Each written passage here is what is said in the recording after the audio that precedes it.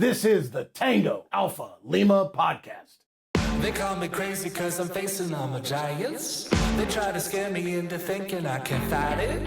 They tell me I should never even think of trying. But that's just me, I'm gonna live out in defiance.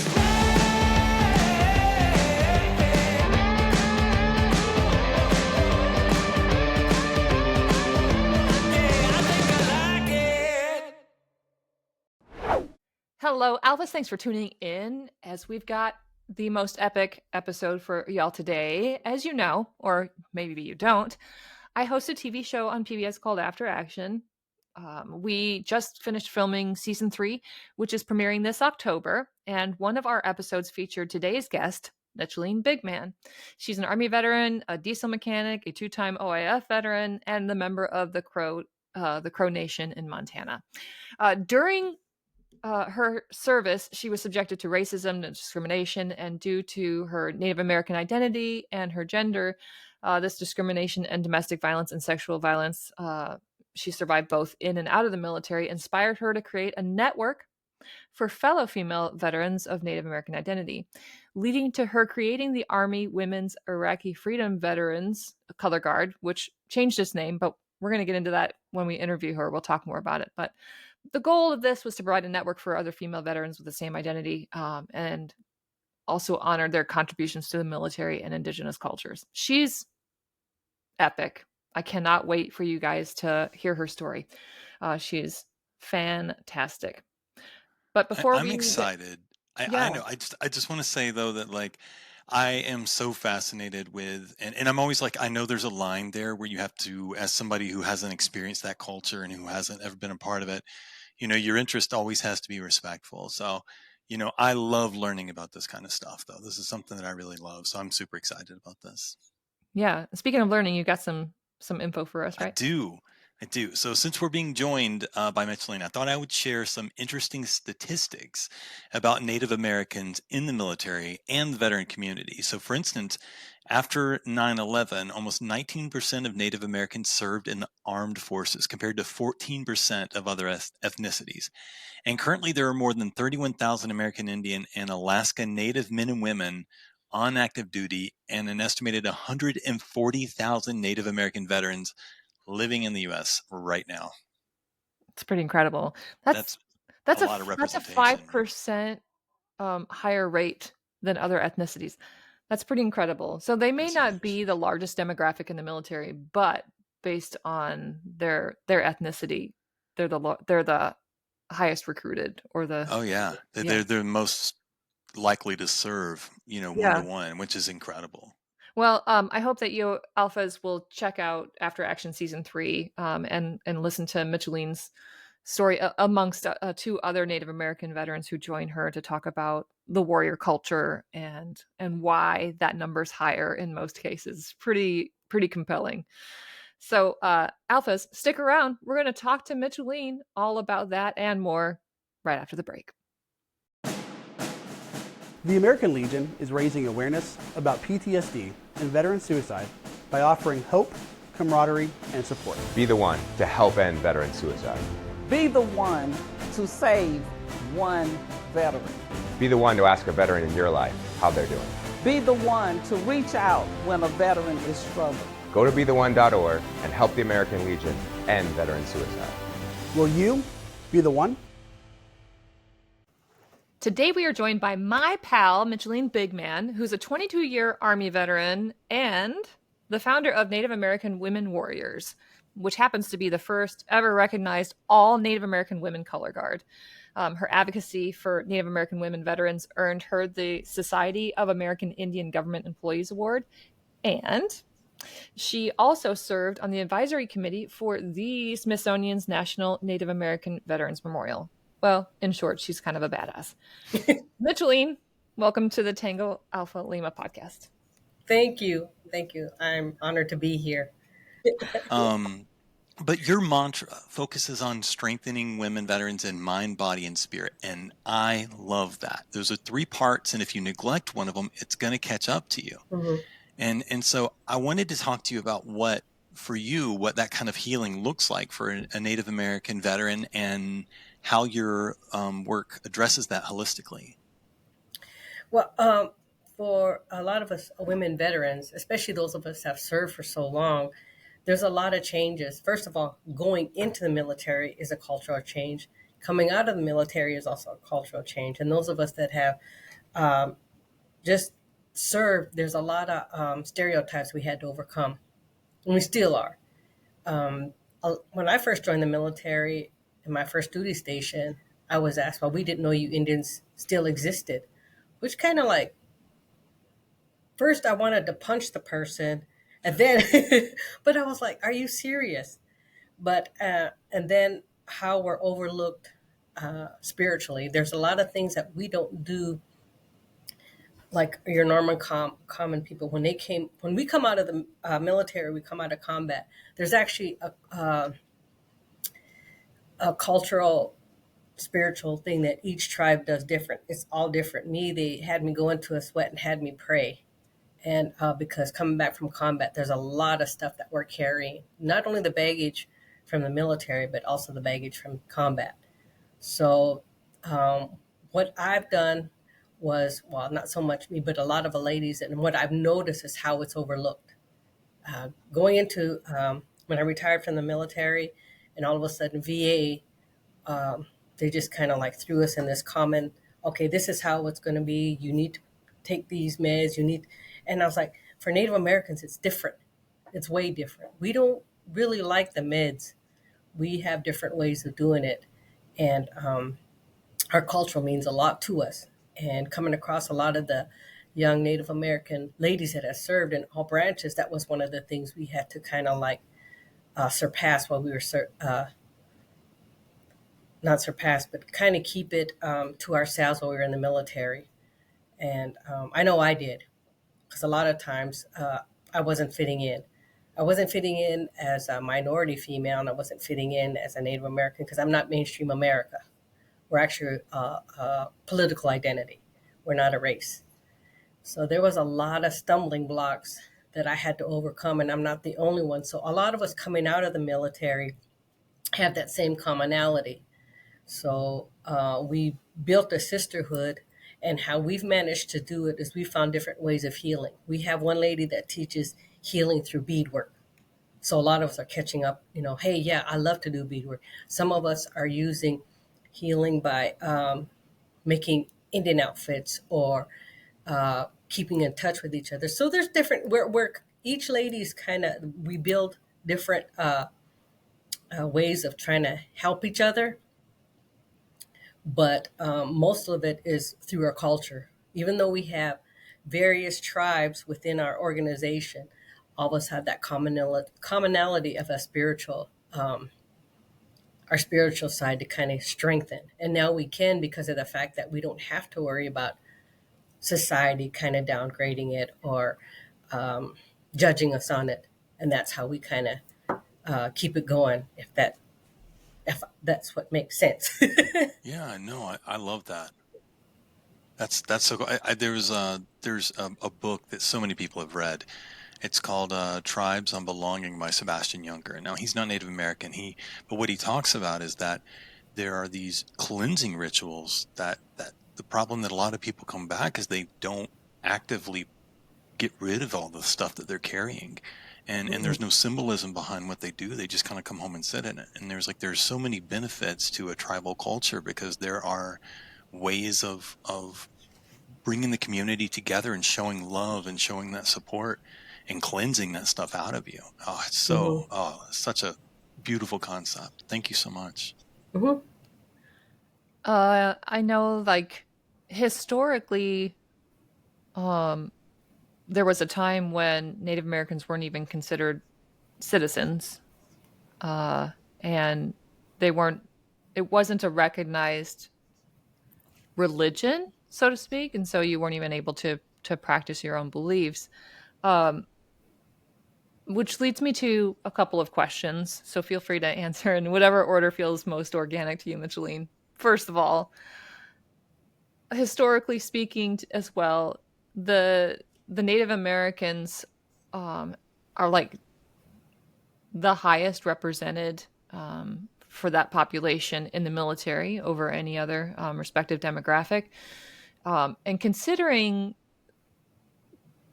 the sort of tenuous relationship early on, or historically speaking, what drives Native Americans to want to serve in the first place? Why enlist? Why did you choose to enlist? What was your reasonings? And then how difficult was it in service? Do you think climate wise, you said you weren't really recognized as a minority individual too. What was that like serving for you? Well, a lot of us, I was raised on and off the reservation. My family had moved back to the reservation. In my reservation, there's not too many opportunities. There's like 90% unemployment. There's no higher education that's offered. There's no substance abuse is bad. Domestic violence is bad. And that's why I had joined. I was like, if I'm going to be a statistic, I want to be a positive statistic. And I think a lot of us that have joined kind of felt that same way. And to get out of one bad situation and at the same time grow individually, and then show our true self, which was hard in the military. When I joined the military, like I said, I was leaving the reservation. I was actually leaving a bad relationship, which was hard for me to do. So I thought, I got to get out of here. I remember I went to the Marines first. I went to the Marine recruiter. I walked in there. I had to hitchhike from the reservation to where the recruiting station was. And I walked in there and I'm like, sat in front of him and I said, how soon can you get me out of here? He goes, well, we got to take a test. I was like, okay, let's take a test. So I took their test and he goes, you scored highly. How soon do you want to leave? I'm like, is tomorrow too soon? And he was like, well, we can't leave that soon. I'm like, how long are we talking about? He goes, 1.5 years. I'm like, no, I can't wait 1.5 years. Either I'm going to be dead or in jail. So he said, well, if you want to leave now, and he was kind of like sarcastic about it, he says, join the Army. Okay, I went out the door, right to the next door, sat in front of the recruiter, and he didn't see me because he was busy doing paperwork. And then when he looked up, he seen me. I'm like, how soon can you get me out of here? And you don't have to buy me lunch. You don't even have to buy me a soda. Just get me out of here. So he says, you got to take a test. I said, the same test that I took with the Marines? He goes, yeah. I said, why can't you just get their results? He goes, no, we got to take our own. I was like, so I took the test. He was like, how soon do you want to leave? And I was like, again, is tomorrow too soon? Well, he said, that might be a little bit, not impossible, but what he had to do was kind of get me in with the high schoolers. And 3 days later, I raised my right hand and was ready to serve. And the thing of it is, when I was at the MEP station, they were going to put me in admin. I'm like, no, I don't want to do admin. And he goes, well, what is it you want to do? And this was a challenge to see what their reaction was. I said, I want to do infantry. And he was like, you can't do infantry. Why? Because you're a woman. And so why can't I do infantry? He goes, it's for males only. Why is it only for males only? And I was just being facetious at the time because I was just trying to get out of there. So I was like, okay, how about a mechanic? Because my dad is a mechanic. He goes, oh yeah, we can put you in diesel mechanic. I was like, okay, just anything to get out of here. So I became a diesel mechanic. And mostly anything that had an engine, but I mostly was doing track vehicles because I ended up on a lot of combat arms because of my last name. They thought I was a guy. How so is that? Yeah, I'd be the only female in the battalion, and they thought Sergeant BigMan was this big guy, and little old me comes, and they were disappointed. I could see the tension already. They said, "You're BigMan?" I'm like, "Yes." And at the time, it was that dot matrix, so my first name was kind of long, so I guess all they seen was Mitchell BigMan. Mitchelene. So I'm assigned to, my first duty station was combat engineers. It was tough because I was on a contact team and the guys didn't like me at all. They made it known they didn't want me there. But I was like, okay, I'm here and I trained for this, and I'm just good. Either you accept me or not, I'm not going anywhere. It was tough because I heard all of the, while I thought you Indians were able to do this. I thought women are no, you Indian women are known for being called squaws, and I'm like, okay, just I've been called Pocahontas. I've been called squaw, and I was like, squaw is actually a disparaging term. So, needless to say, I can't. I think one of them I went after with a screwdriver, another with a tanker's bar, As one and does. one guy. And the sexual harassment is real because being the only female, I had to really watch my back a lot. And I was on a deuce and a half, and one guy thought he could just grab, and I put my foot in his mouth. I said, "Try it again, and this time you're going to lose teeth. Don't let the size fool you, because my dad didn't raise no fool." So a lot of times I had to kind of like fight, not physically, but I'm like, show him that I'm not scared, even though I'm scared to death. Yeah. I was like, all he got to do is just hit me with his paw, and I'm just going to go flying. But I let them see that I was not scared of them, even though down deep inside I was. But I mean, I was that's like, what bravery is, though. You've got to be afraid to that push through is what makes you special. mm-hmm. And yeah, a lot of the name calling. There was times I'm a very sensitive person, but in a combat arms, you can't be. So there's a lot of times I'm like, I'm going to be right back, and I had to go find somewhere to cry just to let it all out, and then go back to work. Mm. I was not as fast as the guys when it came to being a mechanic, but I would follow the TM to the T, how we're supposed to do it. And I was like, okay, I'm not as fast as you guys, but 99% of my jobs don't come back. You guys want to rush through it. I'm going to take my time and do it right. And that's what I always taught my soldiers. Do it right the first time. Well, Mitchelene, do me a favor, because there's some folks who are going to be listening to this who won't know what you look like. Can you describe yourself in a sentence or two? Well, I'm only about 5'3", maybe about 140 pounds, depending on the water and what I'm eating. No, I'm just joking. I do work out a lot. I try to stay fit. I'll be 60 this coming up September. Wow. But yeah, I'm a little firecracker. Even my husband is 6'3", and he knows don't tick her off. You I know. definitely wouldn't want your boot in my teeth. But Yeah. you are a small package with a big presence. I think that's how I would describe you, Yes, Mitchelene. yeah, very loud. My voice comes before I enter the room sometimes. That's so cool. I love people like you. I love people who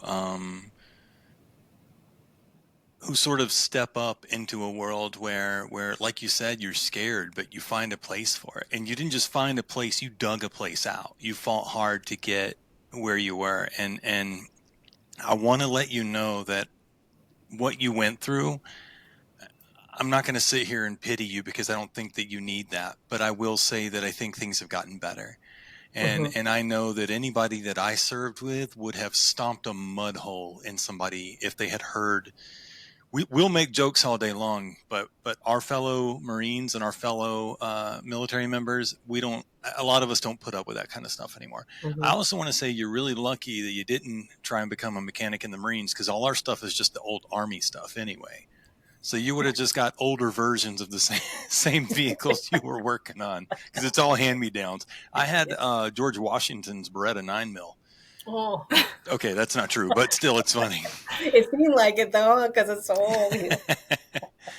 But I want to say, you've worn this uniform, you've raised the flag, you've done it with courage, and you've done it with honor, and you're now continuing to serve, which is my very favorite thing that a veteran can do. And you're raising your voice for others. So I want to say that having visited some of these places that are really struggling, having spent some time in Rapid City and places like that, and having traveled the world, there's a lot of these places where people, I think, are just like you. Like, how can I get out of here? Mhm. And I want to ask you, what would you say to a young Native woman today who's thinking about joining the military or just potentially talking about, maybe transitioning out, and where do you go from, you find a place, you dig it out hard, and but you can't sleep in a foxhole forever. At some point you gotta go back home. And so what would you say to a young Native woman today who is transitioning into or out of the military? Um, we've had some ladies that, whenever we were at an event, we had some young girls like, I want to join the military. I said, okay.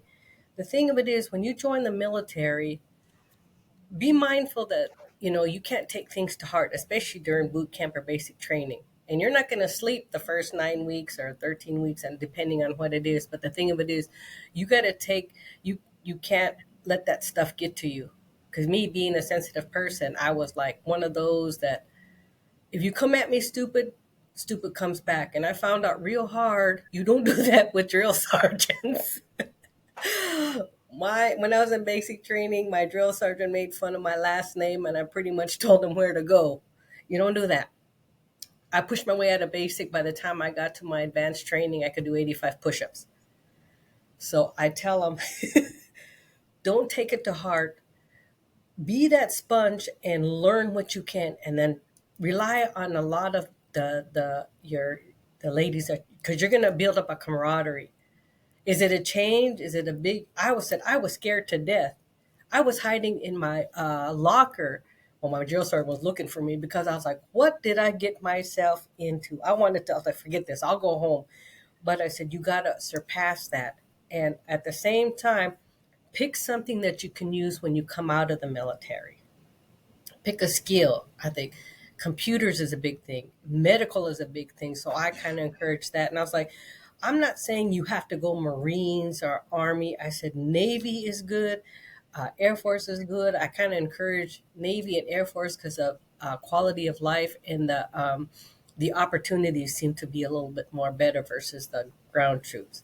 So that's what I always encourage. And I'm like, I would share my my number or my email. Hey, keep me in contact. And if you're in, hey, if you need a care package, a lot of us were starting to do that.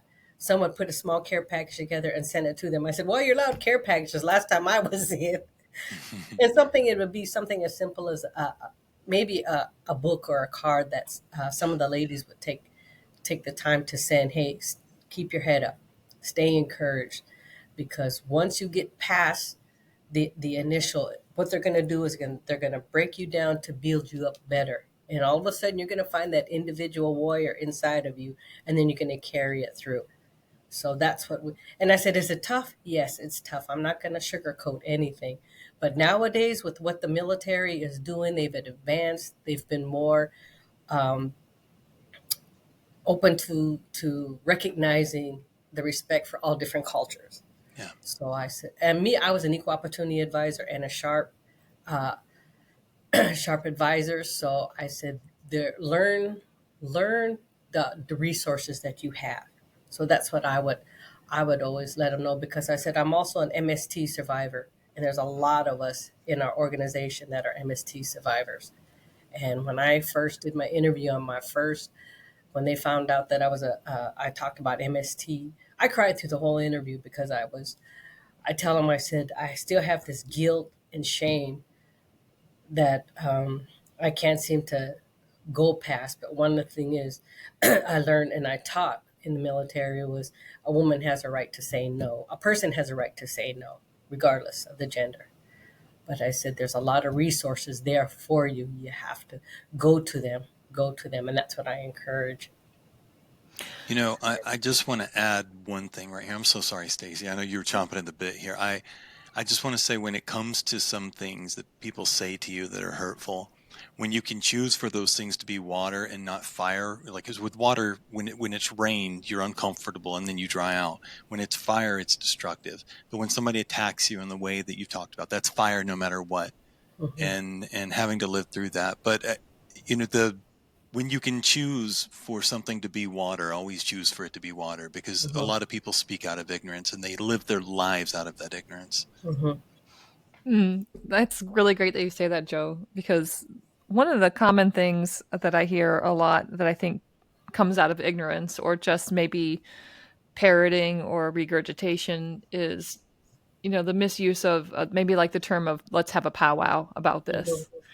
And people may not even know that it used out of context, things like that. And you being somebody who was sort of policing that and while you were on active duty, Mitchelene, I'm curious, how did you approach re-educating folks or educating folks? What was that like? What kind of tips would you give people who, instead of, as Joe said, like fighting back with fire, maybe sort of embracing the fact that some people may just not know? How did you approach that? Well, when I was forced to go to EOA school, they showed me some skills on how to better approach it. Normally, I would cuss somebody out. I'm not going to lie. I'm not going to sugar.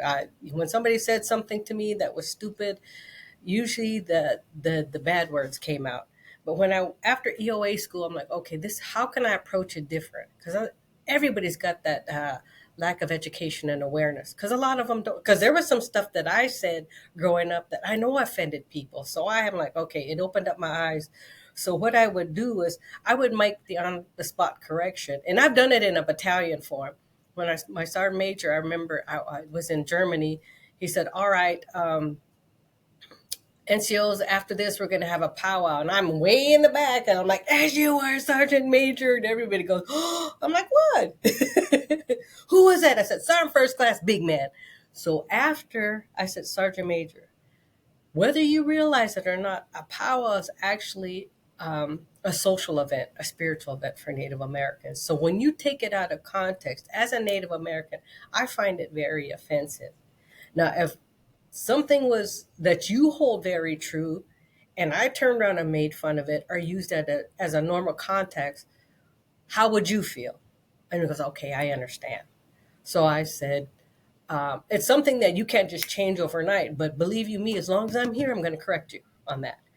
And I did it with a colonel one time, and then I sat down and I talked to him about it. He goes, Sergeant BigMan, anytime you take the time to let us know. So when I also did training for equal opportunity during that, whenever we had to have EO training, that was one of the things I brought up. I was like, we have many cultures and we're all different. And one thing we cannot lose is the respect for the culture. We don't have to be part of the culture, but at least respect it, because everybody was raised up in a different type of socialization. But the thing of it is, some of the things that we were able to say coming up does not belong here in the military. So you have to be mindful of that. But yes, I've got chewed out. I was at parade rest and everything. And I'm like, who do you think you're telling? So do you want my personal opinion or my professional? Because they run a neck and neck right about now. So yeah, I got yelled at a lot, but I'm like, no. You're gonna not only you're gonna just respect me as a person because you want me to respect you, but respect who I am, and I'm Native American, and I have a culture, I have a language, so, and I'm not going to take yours away from you, so don't take mine away from me and make fun of it. Yeah. So continuing on with the whole powwow as part of your culture and heritage, that's actually where your organization sort of evolved from, right? The Native American Women Warriors Organization. Can you talk to me about how that manifested? What exactly you said the powwow is a gathering. So how did the organization come from you attending a powwow? Like, what was the story behind that?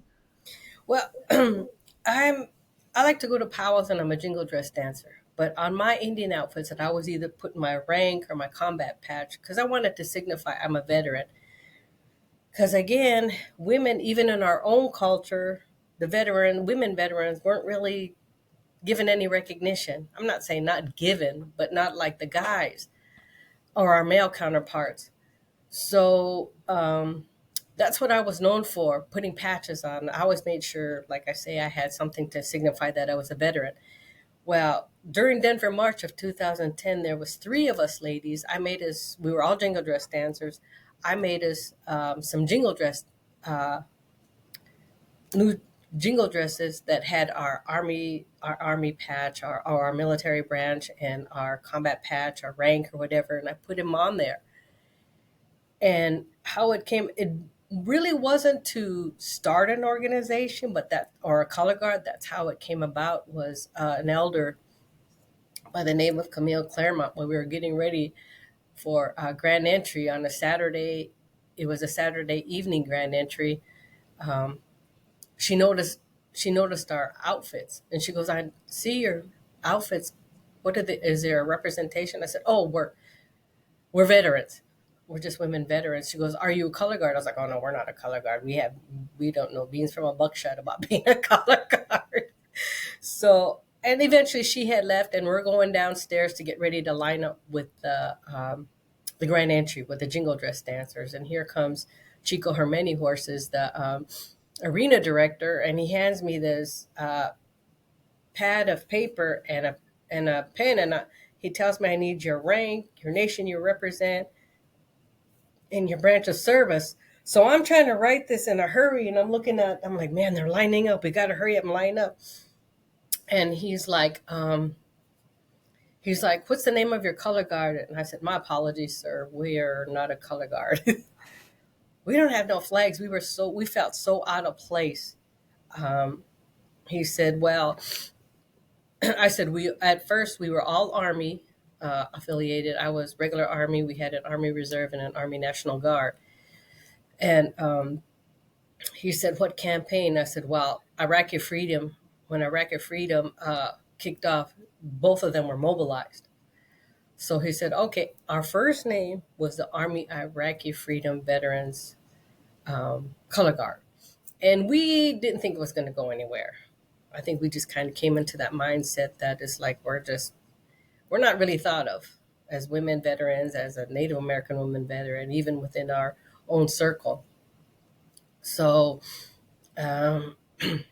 so then he says, "We're going to put you last," because there were several other color guards in front of us. And what made me mad is they put us behind the ROTC. I think it was the ROTC. I'm like, man, we're behind the ROTC. And I was like, we can't catch a break. So I'm pouting. And I was kind of mad, but I was like, okay, let's just see this through. And when it came time to naming all the color guards, and we were the last one, and we came, and we had no flags. All we had was our hand fans. We felt so out of place. The MC, Lawrence Baker, he was like, well, I miss Indian humor. He goes, "Well, look at what we have here. This is the prettiest color guard I've ever seen." So we're, blushing in. He had given us at the time, he said, "I've been a MC for 25 years, and I've gotten the opportunity to announce a lot of honorable people or great people that do things." He goes, "But today I get the honor of announcing our first all-female Native American color guard." The drums, I think there was like 40 drums, the war cries, the lulus, and the whistles was not a reaction we expected. And I was in shock, and then I was, as usual, I'm emotional. And I looked at the girls, I said, "I'm ready to cry." And they were already crying. I'll cry. You just say, I'm not, you can ask them. I'll get teared up right now. And I was like, oh my gosh. And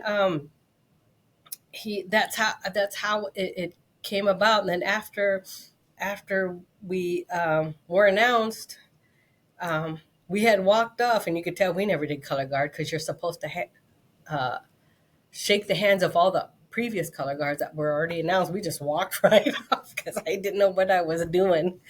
But after that, people wanted us to come to their powwows. "Oh, we want you at our powwow." So that's how it kind of started. And then what I did was I shared the experience with a friend who's also part of our organization that worked for Department of Labor, what had happened. So she sent it to her, and we had people taking pictures, sent it to her boss. Her boss sent it to their boss, and then just kind of like hit through DC. And then she goes, "Create a story." So I created a story. And then I also added a mission and a vision statement. And then I created like a small charter, because I didn't know what the heck I was doing. So a lot of the times we were at a lot of powwows as the Army Women's Iraqi Freedom Veterans, but we were approached by, she was a Marine, I remember that. She said she wanted to be part of it, but she was an Army. So I was like, okay, we need to change the name because of the fact that we have to be inclusive of all of our branches, because we have Native American women veterans that have served in all branches. So we were contemplating on what name to come up with. At the time, I was in my bachelor's degree and I was doing my homework in my closet. So they said, well, it's got to be, warriors. We're warriors. I'm like, okay, we're women. And they said, don't forget we're Native. I was like, I was so tired. I said, I don't know, Native American Women Warriors, and the acronym could be NAW. They said, that's it. I was like, okay, we're going to change it. And that's how it came about. So it's kind of a long story, but we changed it to Native American Women Warriors to be inclusive.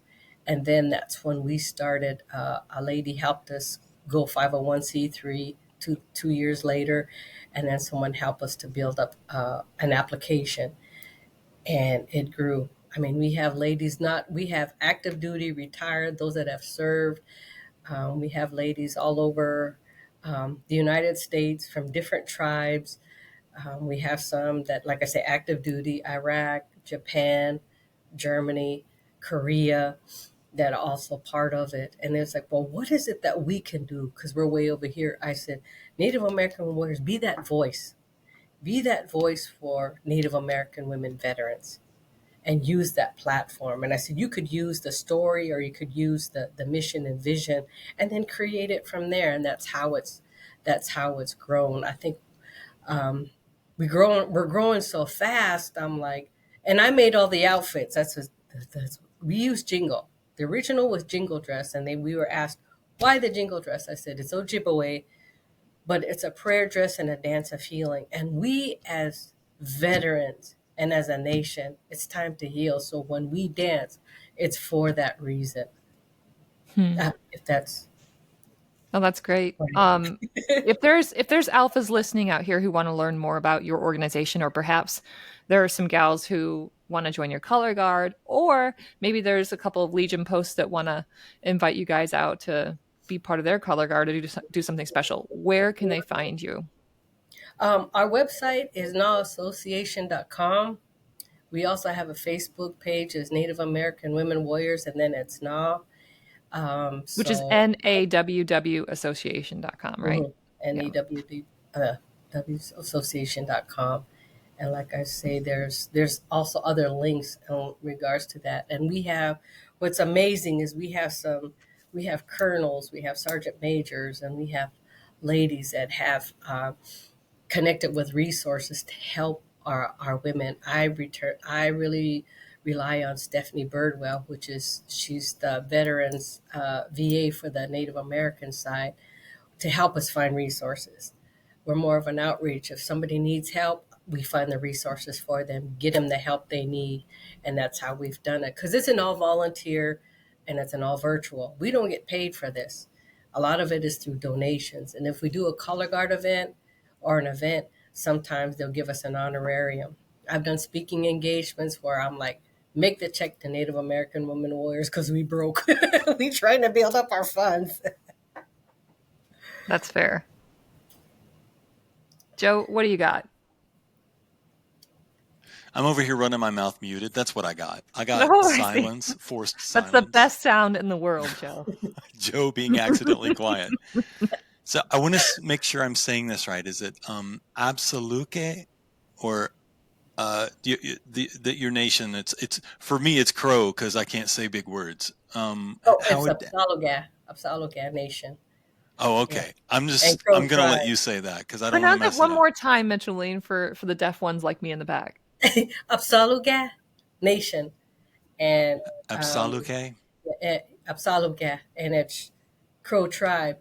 The word tribe didn't come from, it came from the non-Indians or the white. That's why they say tribe. But as Native Americans, we're considered a nation amongst each other. We are a nation, and we have I think federally recognized, we have 574, 575 We have state recognized, and we got some that are trying to get their recognition, because during the termination era, there was a lot that, okay, well, you're not considered a tribe anymore by the government. So When you say trying, termination period, are you talking about the colonization or when they were pushing west and building reservations? hmm that Yeah. was it, especially when I say European invasion, because originally it was only supposed to be, you couldn't go past the Appalachian or Allegheny River, and then the rest was pretty much us. And then eventually it expanded when they found out there was gold or there was natural resources. Everything was about land. It just kind of expanded. The Trail of Tears is one that Andrew Jackson, even though Supreme Court said that no, don't do it, he did it anyhow, and Mm. we lost a lot of people. And that was just not one incident, because believe it or not, they were trying to get rid of us. Smallpox was one way. The Trail of Tears was another. There was just, and I think it's still kind of like in a way ongoing, because now we have a movement called the Missing and Murdered Indigenous Women and Girls. Now it's MMIP because of the people, because now I don't know if they're being human trafficked, or there's a lot of women that are, and people that are missing, that we don't make mainstream media, so a lot of it is just kind of like ignored. Mm. So, another quick question, and by all means, feel free to shut me down. But know that the questions I'm asking come from a place of curiosity and true desire to learn. Is is is your nation broken down into clans as well, like the Navajo? Because I had a friend that was a Bitterwater Clan Navajo, Mhm. and so I didn't know if that was I don't know. Universal is the wrong word, I'm sure, but I didn't know if that was something that translated over into different nations. Mhm. Yes, each one, families have clans. I'm Big Lodge. There's like Greasy Mouth clan. There's different clans. Sounds like Reno. my kind of people. So it's so it's yeah. Each one has each nation has their pretty much their own clans, and everything is maternal. It falls under the mother, Oh, not paternal. cool. Paternal actually came from when the Europeans came, because at one time the women were in charge, not the men. So it Hmm. kind of changed If over. only, if only, Mitchelene, if only. My house Oh. still observes that same maternal. My wife is about 120 pounds lighter than me, but still, she just got me wrapped up. I don't know. I don't She's know. got that Mitchelene BigMan spirit, huh? She does. She's got that big man spirit. I don't know what to do. I look up to her sometimes and I have to look down to see her. But I would love absolutely if you wouldn't mind, and I hate to go from such heavy conversation to something a little lighter, but I do want to, if possible, do just a real quick Q&A, just sort of about you specifically, and not just what you do, to learn a little bit about you. If you don't mind us doing a little bit of a lightning round where you just sort of give us about a 20-second answer. Sure. All right. That sounds great. And if not, you just tell me to shut up. I'll just pretend like I was muted the whole time. All right. So number one, and we did touch upon this a little bit, but what was your favorite powwow event location? Was it that first one? Yes. I The can just Where was imagine your that? Where was spirit that, swelling Mitchelene? up. Denver March is actually in Denver, Colorado. They have it at the Coliseum, but that's the most significant one because of how Native American Warriors was evolved. I mean, I've been to a lot of powwows, even when I was little. I used to be a fancy shawl dancer, and then um, I came across Jingle, which was so different, and I liked it because of what it stands for. But yeah, Denver March, we just celebrated our 15th year. Nice.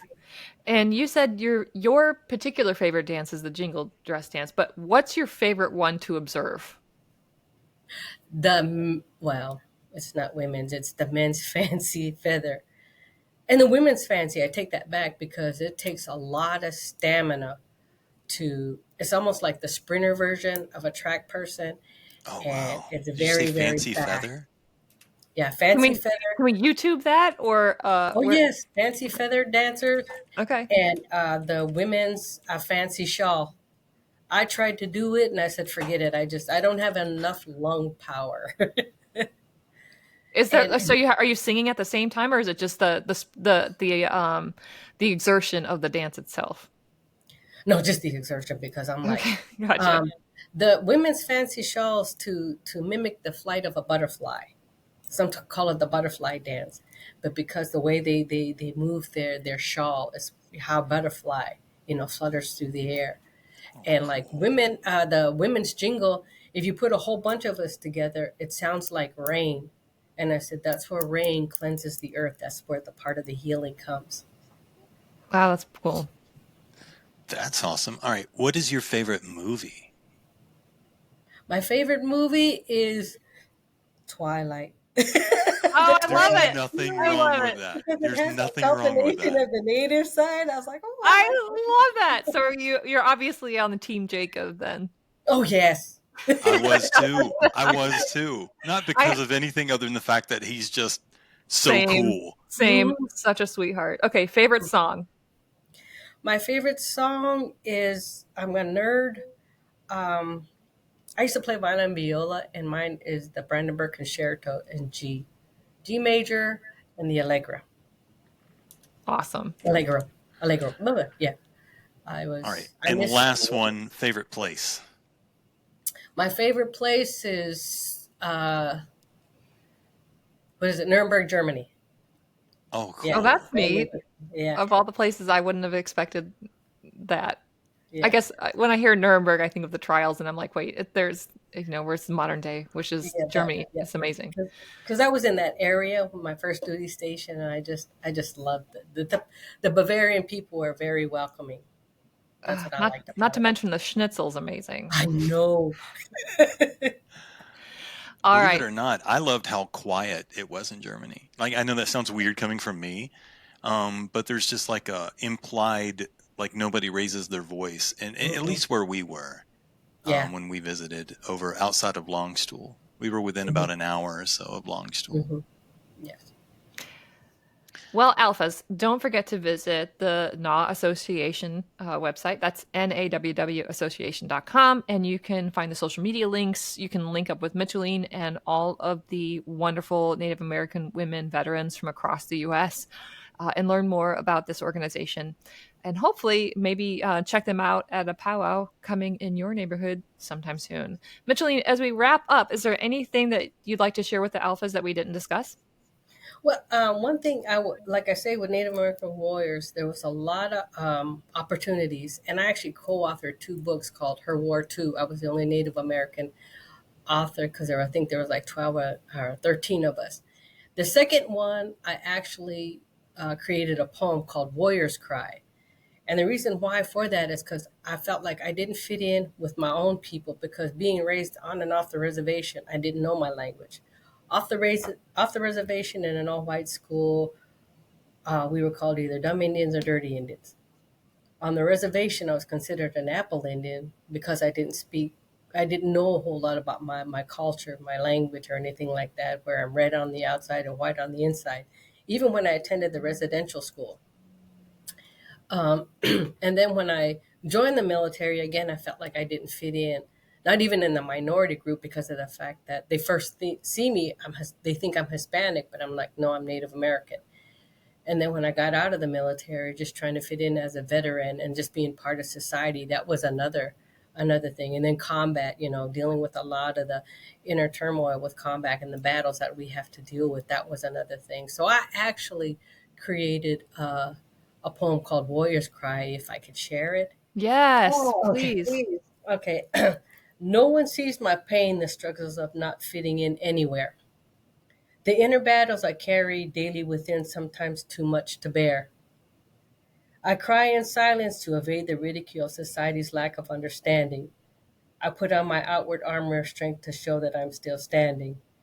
My heart aches for the comrades lost in an unjust war, coming home to a people that expect more and more.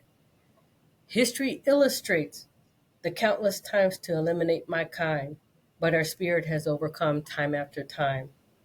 Continuing to fight the battle of racism towards me, not even considered a race but a political entity.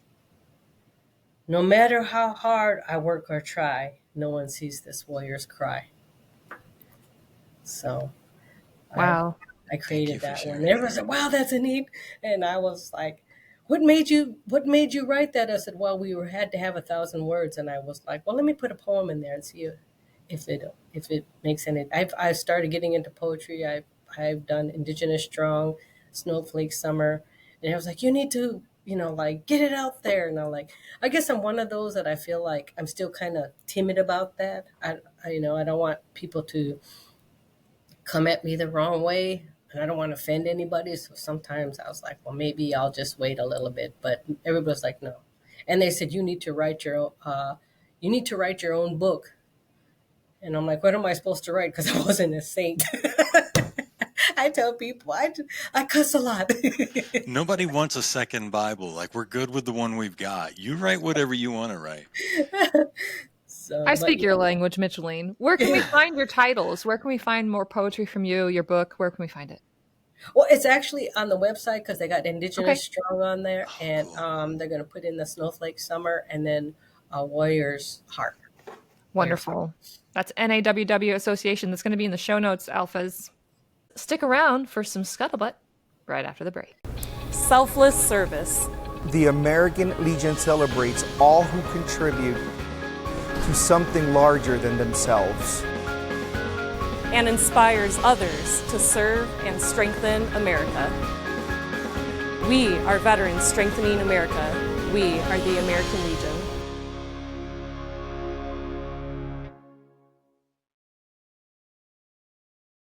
All right, Alphas, we hope you had a great break, and now it's time for some scuttle booty. In line with today's guest and topics we covered, I took to Reddit to see where the rabbit hole would take me. Obviously, down, down, down. I found a thread. I found a thread titled "Native Americans and the U.S. Military" that sparked my interest. The discussion was posted on the @IndianCountry feed. If you're on Reddit, or if you're not on Reddit, get on there and check it out. But the feed was pretty interesting, and it went something. The post was like this: I see a lot of videos on social media of powwows and other cultural gatherings of Native people in the U.S., and a number of them seem to feature young Native people, almost always men, in formal military dress, whether that's Army or Marine Corps uniforms, dancing with everyone else, usually holding feathers and other Native regalia. I was hoping folks here could share some of their perspective on being a U.S. citizen, serving in the military, and why it seems to be a point of pride amongst Native Americans, especially given the resentment over the U.S. government's treatment of Native peoples, tribal relations, broken treaties, and stolen lives and land, etc. Obviously, patriotism is complicated and personal, but as a white American, it's really hard for me to wrap my head around why anyone would want to bring the U.S. military into a Native space, or why the U.S. military service would be honored and celebrated by people that literally murdered and brutalized by the same government and military. It's an interesting concept, and one that I think is really interesting. Thank you in advance for taking the time to share your thoughts. Now, this is a wonderful thing about Reddit, is that there's people from all over the country, including Native Americans, who responded to this particular post. So here are a few of the feedback to give some perspective. And always Reddit offers some really fun handles. So here we go. First and foremost, @FunkChucker. Beautiful. Said, same as other poor Americans, either their family served or they wanted something better. @WhoFearsDeath added some of their own bullet points, including, I needed a way out. Many states and tribes are starting to offer free tuition to natives, but tuition is only a small part of college costs, and it's a recent thing. It wasn't the case about 20, 30, 40 years ago. I was born American just as much as any other native born, but from my first breath, I was both, and that means finding a way to live with the duality and its truth. It's a job you can get directly out of high school, and it provides a guaranteed paycheck, a roof over your head, 3 meals a day. That's something that we all who served got. As long as you can survive it, which is true, it's better than fast food, which is, if you've been to a chow hall, you know what he's talking about. Pride and shame have an incredibly fine line between them, and I have to live with my choices, so I find a way to do that. Many tribes and nations have a rich history of warrior ethos, and in the modern world, the military is the most dominant path to honor that. Not everyone lives on tribal land and has access to those resources. So that's pretty much a really good summary from that person's point of view. At Cheese007 responded to Who Fears Death by saying, as someone who grew up traveling to powwows all over, I think the biggest reason why there's such a display of military pride at powwows is the OP's questions. Which is I think he's talking about the military tribes have a rich history of warrior ethos. Yes, exactly. The warrior ethos. At North Warrior, which is a bunch of zeros in. It's got a bunch of zeros and some fours in responded, natives are fighting for this country and still fighting and dying for their land. Natives have fought to protect and died for this land since 1492. They went on to add, it's one thing to protest colonialism and the government, but when I see natives shunning and shitting on natives for joining the enemy, as they so call it, I get annoyed. So many of our grandfathers fought for this country so we could enjoy our lands and culture. I always think of the Lakota men who enlisted for combat in World War I when their fathers were fighting for the same army one generation before on the plains, much less not even United States citizens. It's true, they weren't citizens at the same time. If that isn't love of land and country, I don't know what is. They sacrificed so much for us. Very true at North Warrior. Very true. So here's another one. At Good Breakfast Meal, summarized. I was the first generation in my family not to be in a combat vet, going as far back as written records. Warrior tradition is a serious thing in many of our cultures. That's interesting. At Good Breakfast was the only person not a combat vet in their family. That's interesting. I think also that with this type of thing, you've got a sense of people that know that regardless of how disrespected you are, investing in something shows that you intend on fighting. When you have someone who is a veteran who has done their part and who has invested and who has suffered and who has fought, when they speak, you have to listen. And that hasn't always been the case. I think there's been plenty of times when those people have been shut down anyway, and I know it still happens. But fighting it from the inside is a beautiful way to say, hey, I'm investing in this country too, and we have rights. We have a very rich culture that is idolized by the very people who have attacked generations of Native Americans. It's sort of a fascinating duality, like that the one poster said. It's to accept that we are both everything. We are both light and shadow and rain and fire. And there's a little bit of all of that in us. And they're willing to invest in order to make sure that when it is time to speak, that everyone will take them seriously. Yeah. Yeah. And I've heard it also said, and again, I have three Native American guests from 3 different nations that join Mountain After Action Season 3 that premieres this October. So I hope you tune in. But they talked about the warrior ethos and the warrior spirit. And that means more than, it's so much more than going to combat. It's about protecting your family and what's near and dear to you, your land and your country. And again, the U.S. military is part of that. And so it is complicated, but it is very complex. And it's wonderful to hear their stories from their voices. So I hope you'll tune into that. Alphas, don't forget to follow us on Reddit. That's us at r/Tango Alpha Lima. Get on Reddit and go down the rabbit hole with me. We want to see rabbit. I would make rabbit sounds if I knew what they sounded like. Yeah, in Siri training, we were given a rabbit to take with us when we were evading the enemy. Yeah. And anyway, it didn't survive. Oh, no. It does make a noise. I am not going to share it with you because it's very traumatic. Anyway, what do you got, Joe? Dysentery? No. It was old age. It was a violent end. Let's just say no. that. Yeah. All right. So tribal veterans and tribal leaders throughout Arizona were outraged when the Veterans Administration removed all 22 tribal flags from the Carl T. Hayden Phoenix Veterans Administration Medical Center in Phoenix. I'm glad that they put the Phoenix Veterans Administration Medical Center in Phoenix. Otherwise, the name would have been very confusing. Arkansas. It's in Kansas. in Hoboken. Hoboken. It's in the middle of the Pacific Ocean. In Honolulu. Yeah. Then bundled the flags up and dropped them off at a Salt River, Prima Maricopa Indian Communities tribal office near Scottsdale.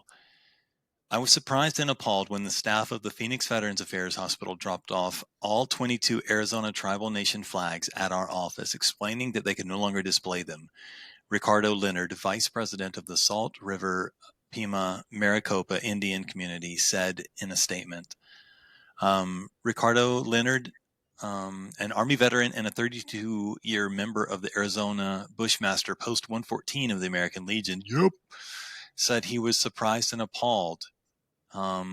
Explaining, I cannot begin, like, it's so offensive that it's not even something that you can muster up anger at originally. It's like if somebody slaps you, it's like, I need a moment to process what just happened because it is so offensive that my initial response isn't outrage or anger. It's like disappointment and shock.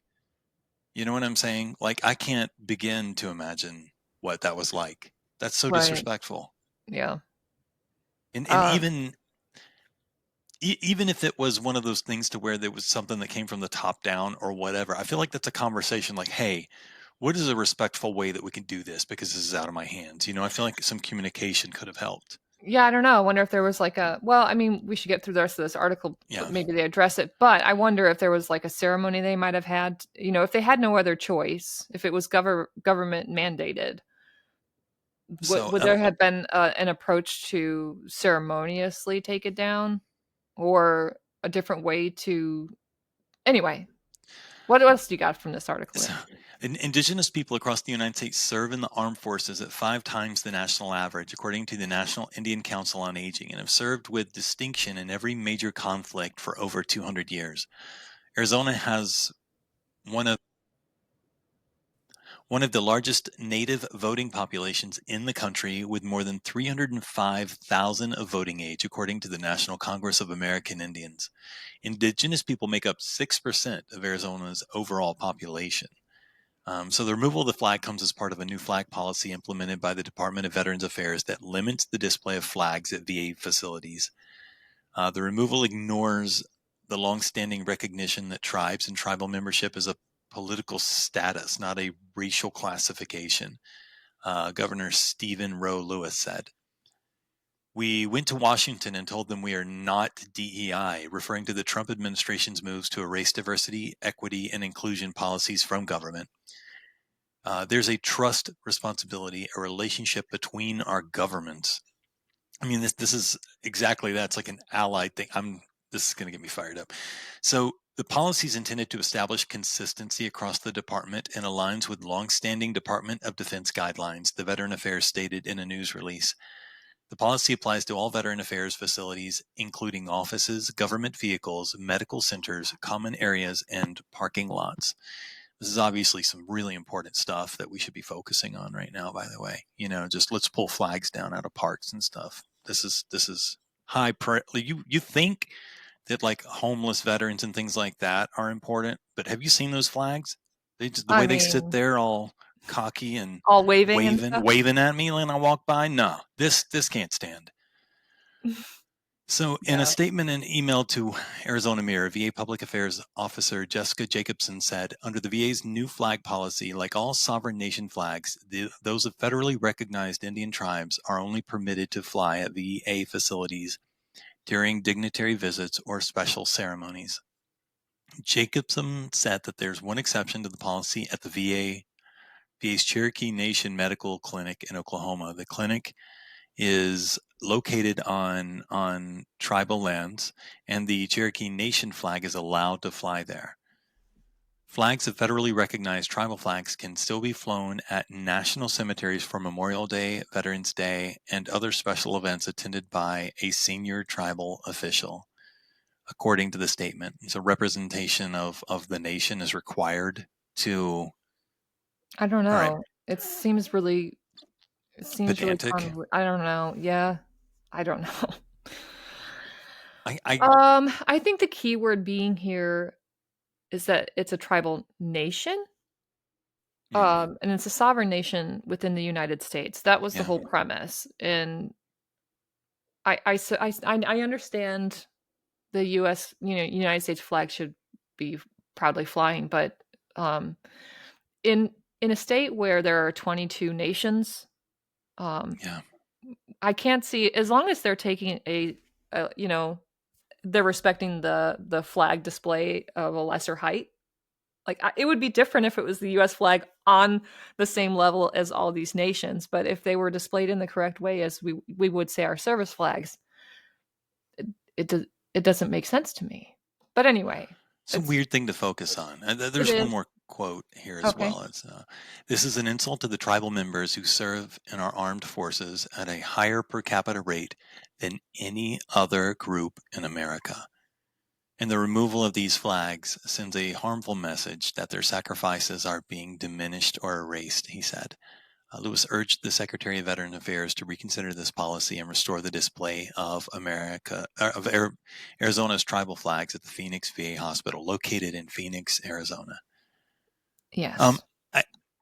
This is such an easy thing to do from a logistic standpoint, is just allow people to fly flags of these nations of people that fight with us as Americans, that are both natives and Americans, like like what we read earlier about the duality.